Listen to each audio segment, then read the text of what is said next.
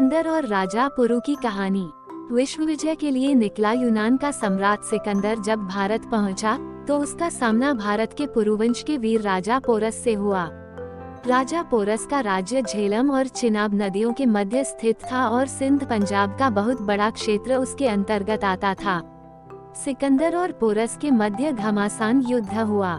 युद्ध में सिकंदर की सेना को पोरस की सेना ने कड़ी टक्कर दी।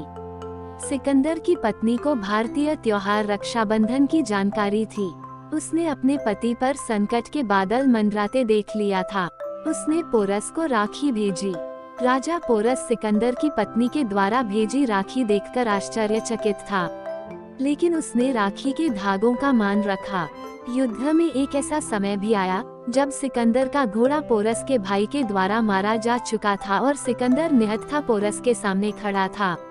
पोरस के पास सिकंदर को समाप्त करने का यह एक श्रेष्ठ अवसर था, किंतु उसने राखी का मान रखते हुए निहत्थे सिकंदर पर वार नहीं किया और उसे छोड़ दिया। रानी कर्णवती और हुमायूं की कहानी। राखी की एक कहानी चित्तौड़ के राजपूत राजा सांगा की विधवा रानी कर्णवती और मुगल शासक हुमायूं से जुड़ी हुई है। राजस्थान में ये प्रथा थी कि जब राजपूत राजा युद्ध पर जाते तो महिलाएं उनके माथे पर कुमकुम का तिलक करती और कलाई पर रेशम का रक्षासूत्र बांधती। उनका यह विश्वास था कि रेशम का वह धागा उन्हें युद्ध में विजय दिलाएगा। मार्च 1534 में गुजरात के शासक बहादुर शाह जफर ने चित्तौड़ पर हमला कर दिया। तब चित्तौड़ की विधवा रानी कर्णवती ने मुगल बादशाह हुमायूं को राखी भेजी और उनसे सहायता मांगी।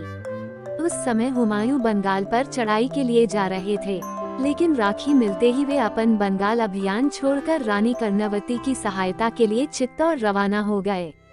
वह जमाना हाथी घोड़ों का था।